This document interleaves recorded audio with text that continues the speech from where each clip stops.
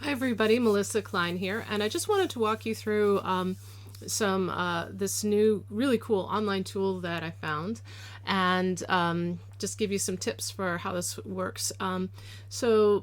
First off, I know that we're all on different systems, iPads, PCs, Macs, whatever, iPhones, phones. So if what you see on your screen looks a little bit different, then please do not freak out. And so the first thing you want to do is in the Evernote, in the base planes and color lesson, is click on this link. Now, if you are on an iPad on this, I would suggest copying and pasting the link, because if you click on it, it's going to pop up in this really small window and things are going to be super tiny. So that's just one thing I wanted to start off with, heads up. Okay, now you're going to see something like this on your screen, but for the purposes of this demo, I'm going to just focus in on the part with the head at the top. So focusing in on this window up here with the head on it, the first thing you want to do is press this big arrow that's like saying, "Press me, please." It took me a little while to figure that one out. And so you want to click on that, and it'll take a minute to load up, and then now I'm going to just walk you through these buttons on the bottom. So what you want to, and there's little codes sort of showing you how to use your mouse on this one. And so I'm just going to work. So starting with, I click down on the left mouse button, and I click and hold and drag, and I can rotate this. You can see how wonky I'm doing it, but that's how that works. And then here's a note too. See these little dotted lines, right? That is leading to where the light source is, to where that kind of flashlight, or if you have a dirty mind, something else type of thing. Then the next button over here is the zoom, and you want to use the scroll wheel to zoom in and out of it. So yeah, maybe not that close. Okay, I have way too much fun with this.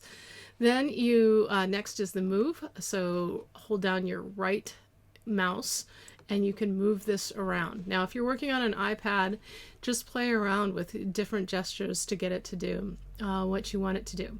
Now another thing you can do is if you get to this point where you're like, you don't know, you're like, what? I can't get it back, and I don't know how, and I forget the little codes and stuff. Oh, it looks like it's trying to help you out somehow, but it just gets a little cray-cray. All you have to do is double click your left mouse. It's kind of like the Control Z, you know. So double click that on the left, and you will be fine. Everything will be undone and it'll be awesome.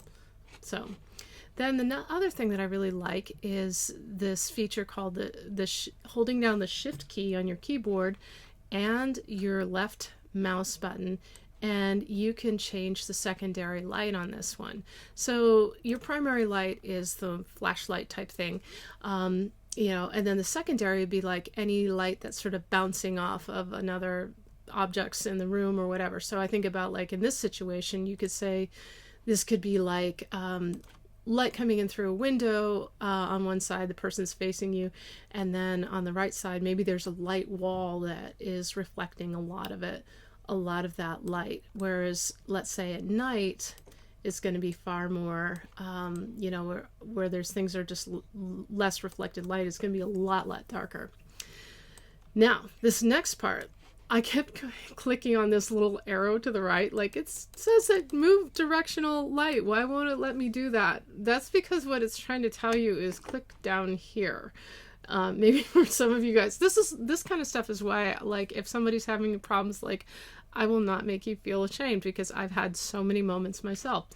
So what you can do is click this little arrow and it'll start to rotate the light.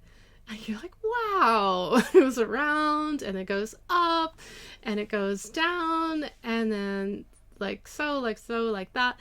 And it's just fantastic. And you can do a couple things. So like if you're like, boom, I like it there, I just, you know, click the pause button. Or if you want a little bit more control, being a control freak that I am, like I'm just clicking and dragging on the little button and sort of getting it to where I want it to be. And so that's And so like for my next demo, I am using an example from Elizabeth Lebrun portrait, and I wanted to show the light on her art compared to this, and so I made sure that I got something very, very similar to that. But just play around with it and have fun with this because it is so cool. And then I want to put out there to you a couple different tips that you can do with this. So one of the things that you can do is, you know, just have it on your iPad or on your screen or on your phone or something in front of you while you're working, just as a little quick reference, or print it out or something. What I like to do a lot of times is screenshots. And so what I'll do is I'll, so in this case, I'm going to zoom in on it and get it to a point that I like it for whatever pose that I'm doing as a reference. And I'm going to move it down a little bit because I don't really need that for my reference.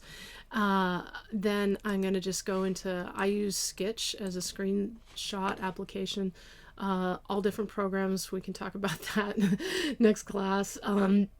But you know, pretty simple. Then I just do a screenshot of this. Or if you want to really go like, you know, I'm not above this. Like sometimes I'll just take my phone camera and take a picture of a screen, whether it's my iPad or my computer monitor, or one of you know who you are, uses that with her TV, which is fabulous, and it works. So like whatever works is just fine.